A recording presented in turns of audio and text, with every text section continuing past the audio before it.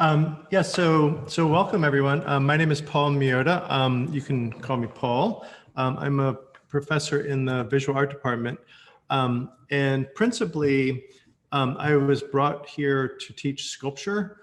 And sculpture is sort of a really big tent, sort of anything that's three-dimensional. But one of the ways that I really like to sort of make sculpture and have students approach sculpture is by drawing first. So drawing is such an important sort of activity and tool. And so over the years, I've also started teaching a lot of different types of drawing.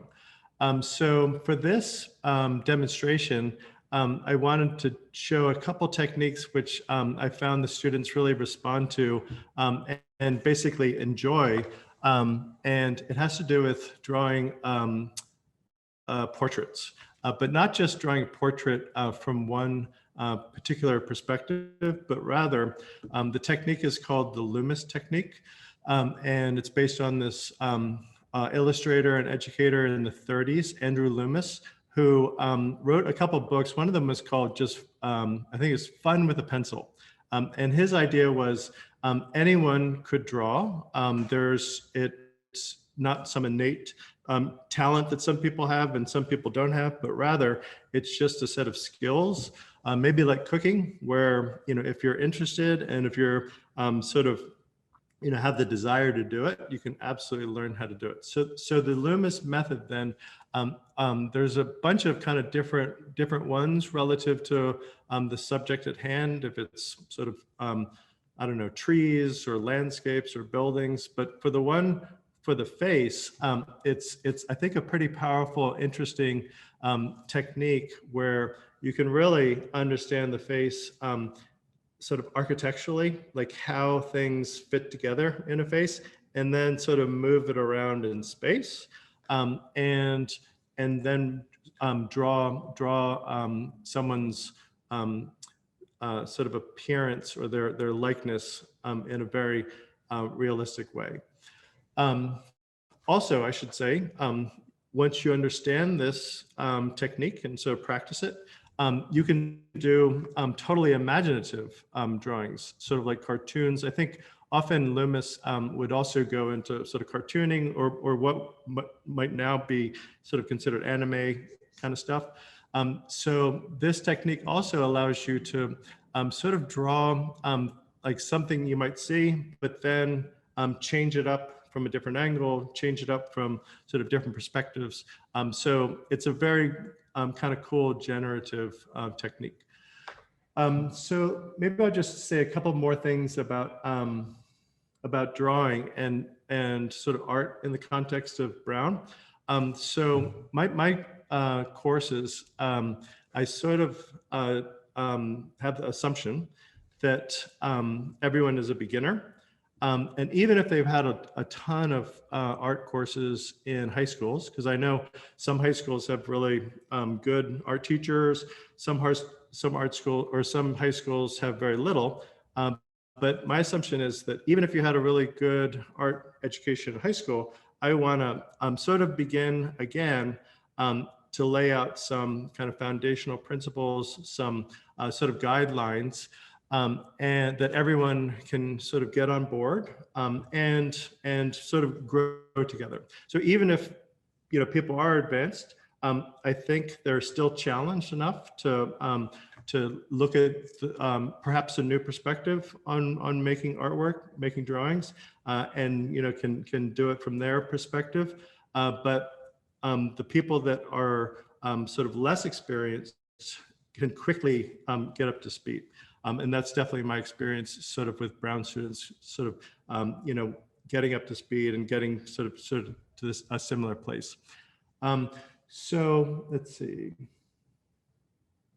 Okay, the first thing I had mentioned in preparation for this that if everyone who wanted to participate along with me, this sort of demonstration, had some paper and some drawing instrument. So it really could be a notebook and it really could be sort of a pencil or a pen, whatever.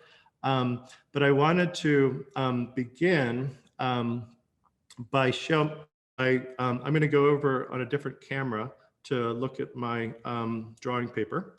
Okay. And I think you can still hear me. So hello. So this is how I often begin courses, drawing courses. And I'm teaching one actually this semester. So every Tuesday and Thursday we do this. And I basically have a Spotify account where I invite students to put favorite songs on. And then at the very beginning of class, we do maybe 2 or 3 songs. So I just put the Spotify on with sort of a loop with 2 or 3 songs. And what we do are simple exercises. And these really exercises are really, I kind of liken them to athletics, where you're doing kind of jumping jacks or stretches, or if you're not, an athlete, maybe you could also make an analogy with an instrument where you're basically playing scales. But basically, these exercises are just about kind of loosening up and getting your kind of muscles going. So I'm going to just show you a couple exercises that we do, and we probably do, I don't know, maybe there's probably 20 or 25 different types of exercises. But I'll just show you a couple that I think are going to be relevant for the figure drawing or the portrait drawing today. Okay, so the first one is just to draw circles. I'm using it's graphite, so it's like a pencil. It's like a mechanical pencil, but it's just pretty big, so you can see it. Usually, I would use mechanical pencils or maybe even little charcoal pencils. But that's what this is. It's basically just a pencil. All right, so to begin, we just do little circles. And I mean, here, what I would say is, when doing these, often people, when they learn how to write, they learn how to use a crayon or whatever, a marker. It's with these 3 fingers like a tripod. So it's kind of tight, right? It's a tight little motion. And this is totally fine. I mean, you can do a lot with this tight motion. You can do a lot of detail. But for drawing, often you want to say there's many other muscles that can really go into how one draws. So not just fingers, but also the wrist or the whole arm. And if you're even bigger, your whole arm and your shoulder. So it's this exercise with just circles that I do where you say, okay, let's just do circles of different sizes. So we do small and really small. And again, all we're doing is, I'm not going to turn on the music today, but this is what we would do is, put on some music and then just do these warm-ups. So there's in the wrist and now a little bit more of the arm. And I'm just trying to make, as close to a perfect circle as I can. But as I get, at the beginning of the morning, I might be, kind of stiff and they're not very good, but, no problem. As I get going, they get sort of more and more symmetrical, more and more circular. Okay, bigger ones.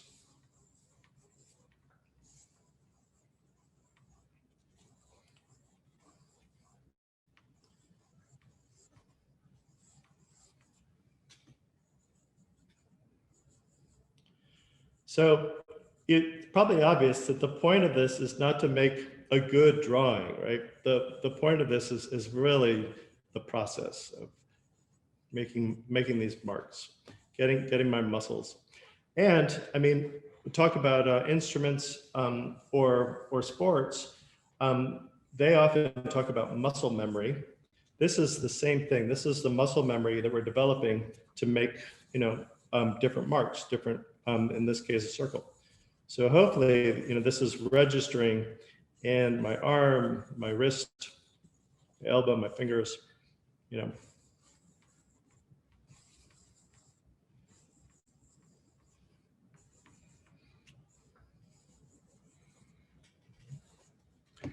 Okay. This technique is called ghosting. Maybe I'll go again. Where and there's a couple different ways that when we begin to do drawings, you can approach this. One is to not touch it all. So I'm not touching, but I got the gesture, and then at a certain point I hit it. So got the gesture, hit it. Okay. So that's one way to do it. Get sort of gesture. Another way is, this is ghosting, where you're doing it really lightly, and then once you have it, you can make it a little darker. So really light, make it darker. So this is, you know, about style or what you want to do. You know, if, you know, often it is nice to be able to get a really crisp circle rather than a more, or rather than a kind of built up circle, but to even practice both is probably a good idea. So my circles are getting a little bit better.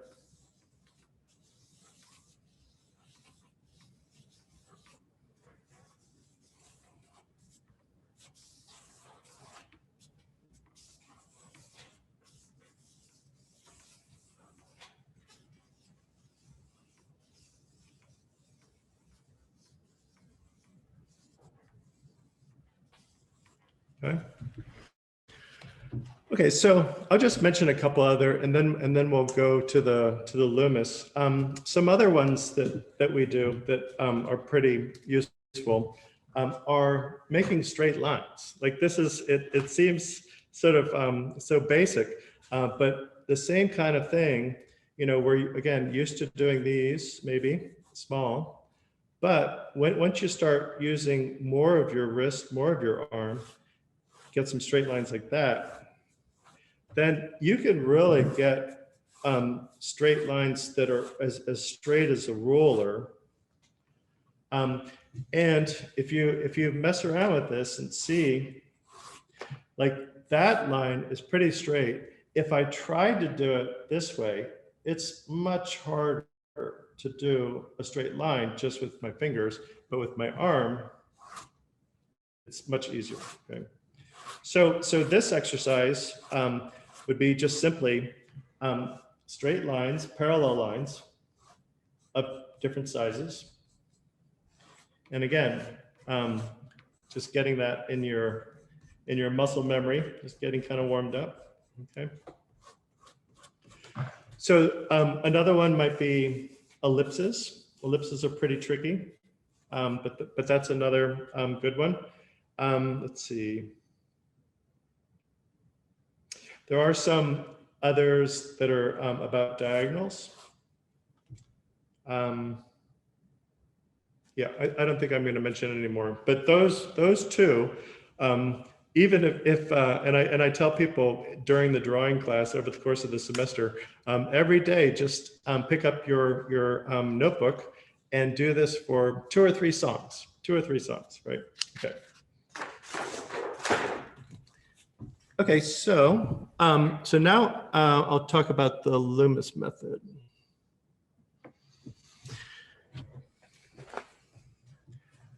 Okay, so I think the way I'm going to approach it is I'm going to draw a face from the front, and then I'm going to show how you can translate that to the side, to the profile view. So then those I'll have those 2 views. And then I think if we have enough time, I'm going to show how to do a sort of 3/4 view and looking up and looking down. And that, if I'm able to get all of that, that is this Loomis technique, okay? When I'm showing this, I'm going to be showing basically guides, like guide lines having to do with proportion and ratio. These are guides for basically a Homo sapien, a person. So it's not like a koala bear or a panda bear. It's guides for a person. So it's going to be obvious that there are so many different types of people, right? And there's especially big differences with different ethnicities. But the guides will still be very similar, even if people are very different looking in appearance with different ethnic makeups. So the guides are basically there to show like, all right, this is a person, but now this particular person that I'm looking at, how much do they sort of differ from that guide, or let's call them landmarks, like where are their eyes relative to the landmark, or their nose or their lips relative to the landmark. So everyone will be different, and the beauty of different faces is how no one is conforming to a particular guide.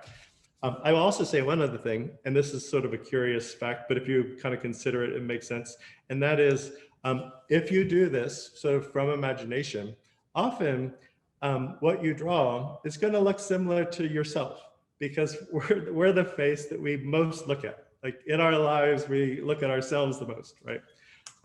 So maybe by default, if you're just drawing, it could start looking like yourself. But if you're actually drawing someone else, then you really pay a particular attention to, again, the how those proportions sit relative to the guides. Okay, so I'm going to start with a circle.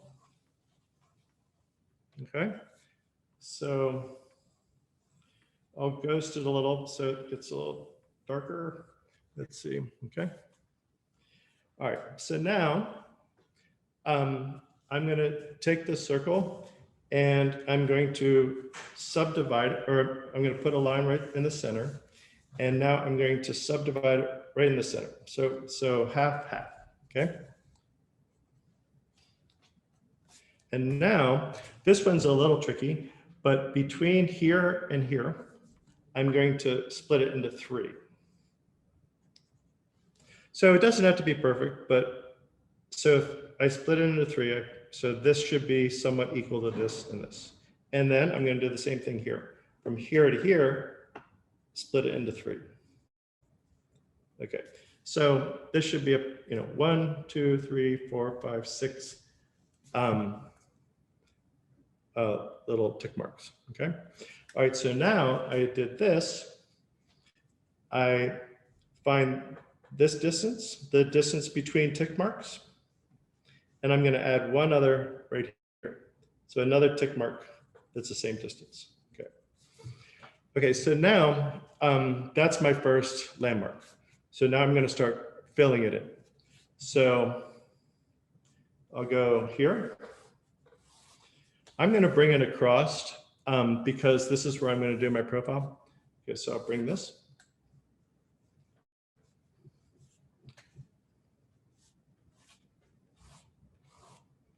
This. Okay, so at this point, I just brought this line.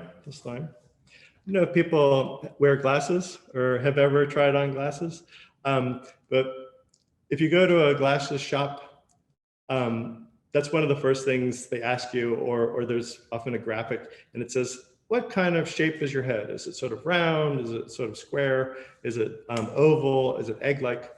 So this is the first judgment you kind of make when you're drawing someone. You could actually do this, what I just did, before you even meet someone. You just have it.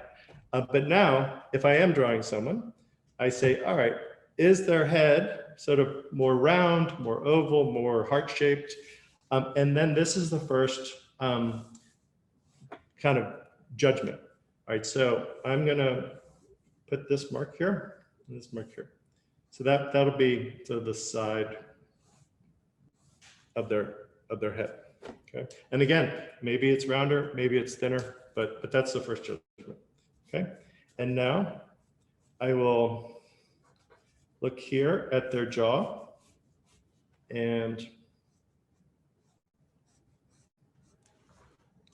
that's the next judgment. What kind of shape of the jaw? Is it angular? You know, is it soft? Okay. Okay, so there we go. All right, so now what are we going to do with these tick marks? So each of these tick marks is important. Okay, so the middle one is going to be the brow. So this is the brow line. So basically, those would be the eyebrows. Okay. To find the eyes, we're going to do one other thing. And sometimes I don't even do this, but this is, again, in terms of the guides. I'm going to find this new distance between the chin and the top of the head. And I'm going to subdivide that right in half. There you go. So now here, this line, that's where the eyes are. Okay. So right there. So I'm just going to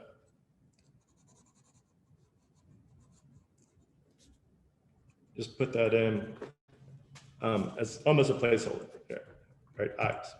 Okay, so now this one right here, that tick mark, is the bottom of the nose. So again, there's going to be a lot of differences, but if you say, all right, that's my landmark, and now I look at this person, is the nose a little lower or higher? But as a general Homo sapien, there's the bottom of the nose. So I always look for the shape of the nostrils. They're kind of like, I don't know, like commas, little nostrils. And then the shape of sort of the cartilage at the front of the nose. It's often sort of circular. And then the wings. This is only the wings, you have like maybe a little bit of shadow. Okay. So that's the placement. And here at the sort of temple, you see the sort of width of the nose. And again, I'm just going to put some lines right there. Okay.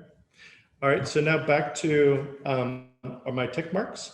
So now this one, which was the bottom of the circle, I'm going to subdivide between here and here, again, into thirds. So 1, 1. And now this one is, and again, this is landmark. This is where the mouth is.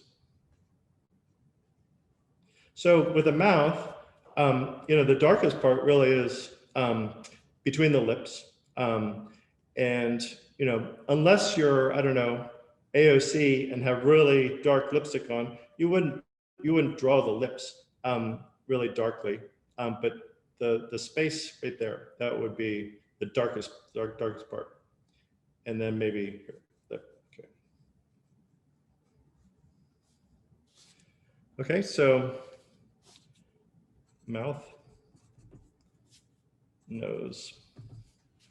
Okay, so now between basically where the brow is and where the nose is, that's where you would find your ear.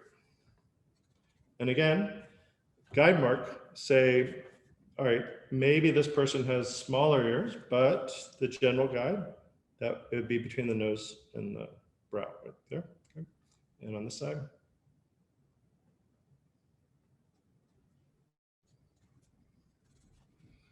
Okay. So now up here,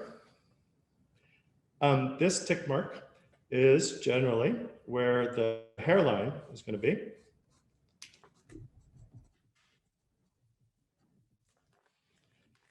So maybe I just sort of look at, you know, whatever kind of hairline that's going to be. And this is going to be the top of the head. Okay, so now here's another thing that's going to be useful when we come over to the side and to the other angles. And that is right here on the side of the face. You can almost picture it like the front of the forehead is sort of flat and it faces you. And then you can almost picture like the side of the head going back. So the side of the head going back, you kind of find where it starts to go back. So maybe this line here. So I'll put it on the side. And we'll remember this when we get to the side, but I'm just gonna put those two lines here.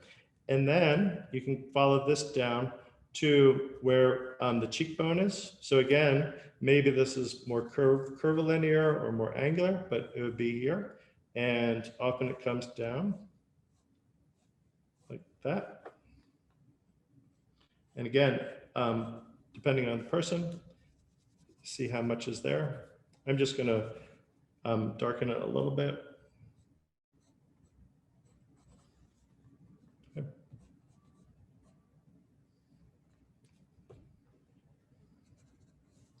Okay, so two other things. So from the ear here, I'm just going to follow a line like this. And here I would definitely look at the person and see. And this is the pit of the neck, where the neck pit is.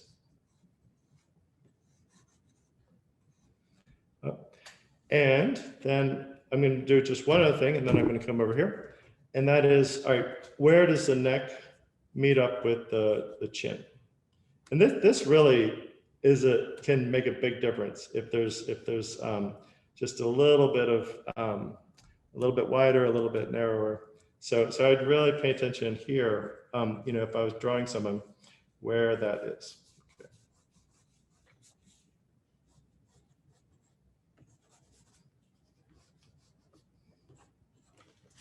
Okay. So, so those are our landmarks. Okay. I don't know if that looks like me, maybe a little bit. All right. So now let's go over here. I guess also maybe I should say, Jenna, is it all right if anyone does have any questions, if they put them in the chat, or would that be the best way? Yeah, absolutely. If anyone has questions along the way, there is a raise hand function, a chat function, and a Q&A. So take your pick. Okay. Chat sounds good. Great.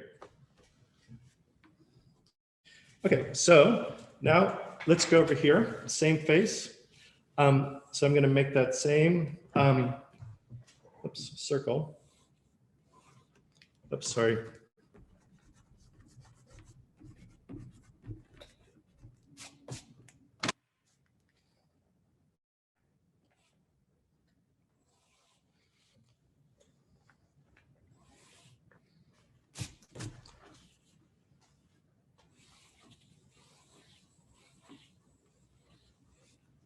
Okay, so I'm going to make the same circle I began with here.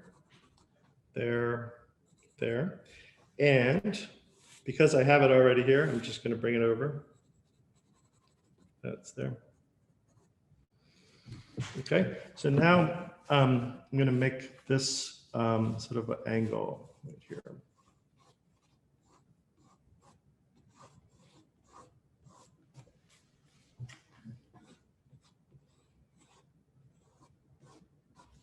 Okay.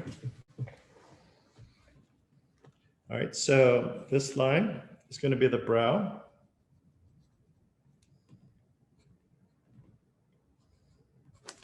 This line is going to be the nose.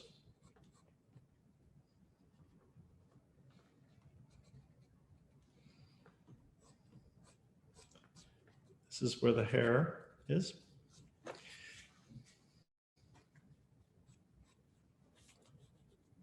Where the mouth is.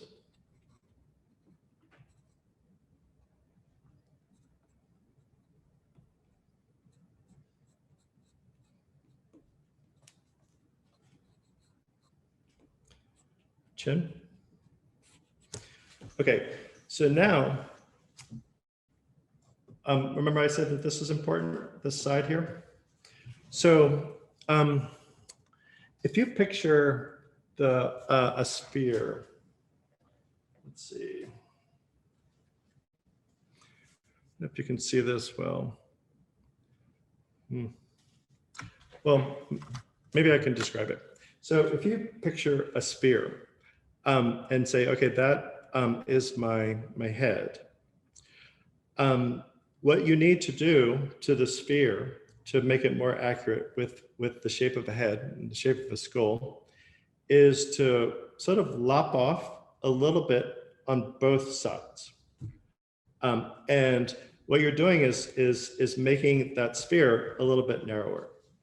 So now how that translates is I'm going to make another circle here, right in the center of this right there. So this circle here in the center of the bigger circle is basically the side of my head, and there's going to be one on the other side. And it's as if I just sort of lopped off the side of a sphere. Okay, it's the flat side of a face. So that flat side of the face here is what's going on here. So it's not totally flat, but it's angled back. So that's what's going on here and what's going on the side of the face. Okay, so I'm just going to shade it a little bit to indicate that that's where it be. So now, okay, this is where the chin would come up, back of the head. Okay. And now let's continue filling in some stuff. So that's the nose. And here, obviously, you know, if I was doing this, looking at someone, I'd be very particular about what kind of line that is, you know, how much it's sticking out, everything about how it differs from my little landmarks. Okay, so I'm just gonna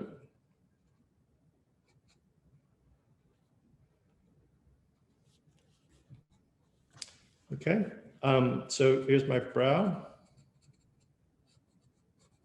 and now my eyes. So for the eyes, when you're looking at the side, it's like this angle. It looks down a little bit this way. So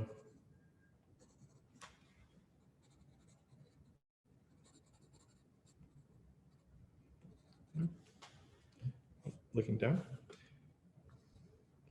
Nose wings. And again, right now, I'm not getting any detail really. I'm just getting my landmarks in place. Okay. All right, so now for the ear, remember it was between the brow and the nose. So it's basically in the center line between the brow and the nose.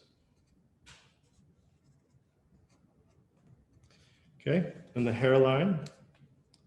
So again, this is going to be really different for different people, but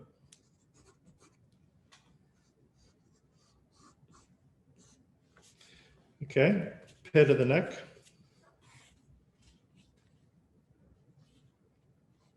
This is important, just as important how wide the neck is here, how wide the neck is there.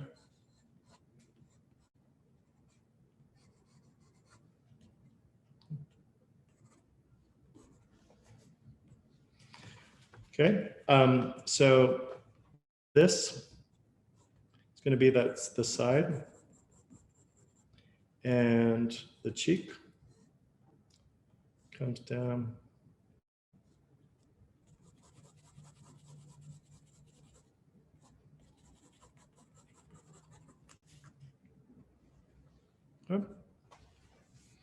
Okay, so I think that those are the landmarks. I think I got every bit and piece here. The landmarks, Loomis landmarks for front portrait side. Okay. All right. So now, how are we doing on time here? Okay, so now this is where it really can get interesting and fun and pretty powerful.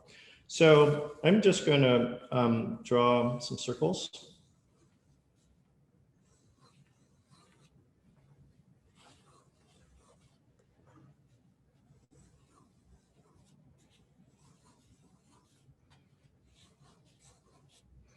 Okay, so imagine them like globes, just a sort of classroom globe. So if you were just staring at the globe straight on, it would look like that. I actually had to look it up this morning, which one was latitude and longitude, I always forget. Longitude, latitude. So staring at it straight on, it would look like just an X. But if you turn that globe, then you put an ellipse there, an ellipse here. Make it a little bit darker.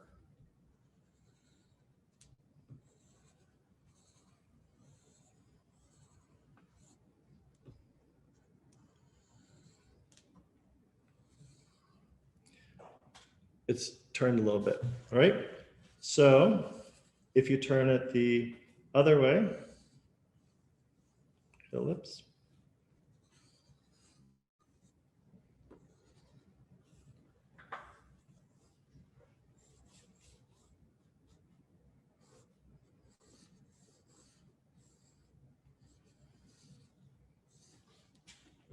So sometimes it's useful to kind of picture sort of like where the rods would be, the poles going through.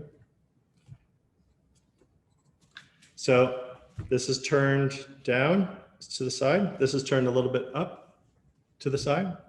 Okay, so this would be, this is understanding the skull at the most basic level as a sphere. And at the most basic level, you take that sphere and you rotate it in space. So here's just a nice exercise that you can play around with. And that is just turn that sphere as many different directions as you can. And maybe even really extreme.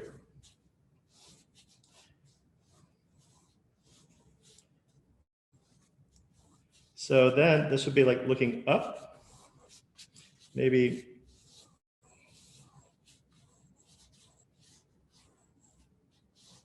this would be like looking down.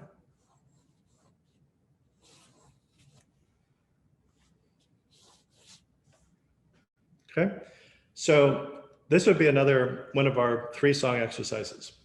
Circles, turn them into spheres, rotate, rotate, rotate. All right, so now I think you can probably start seeing how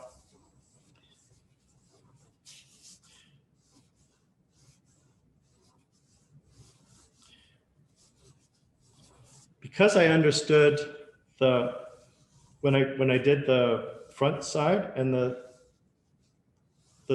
profile view,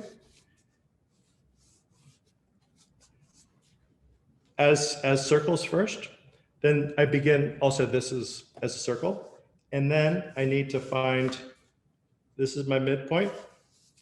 I need to find point here and point here, and then I can subdivide. So basically now what I'm doing is that exact same subdivisions, but instead of, you know, on the, just a vertical axis,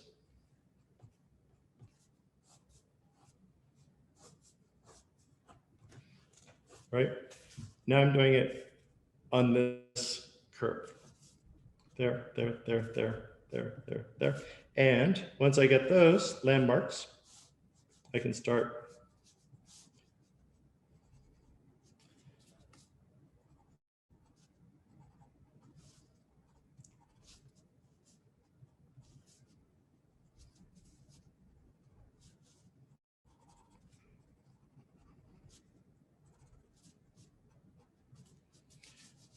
side of the face.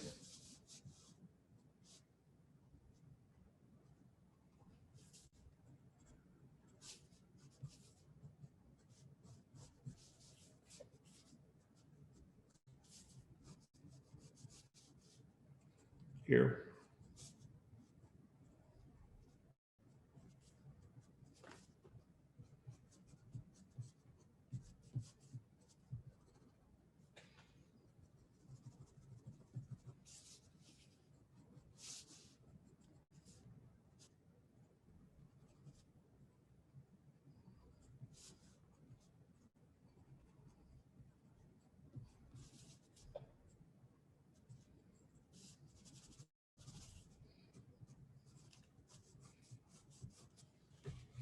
I can start putting in those details.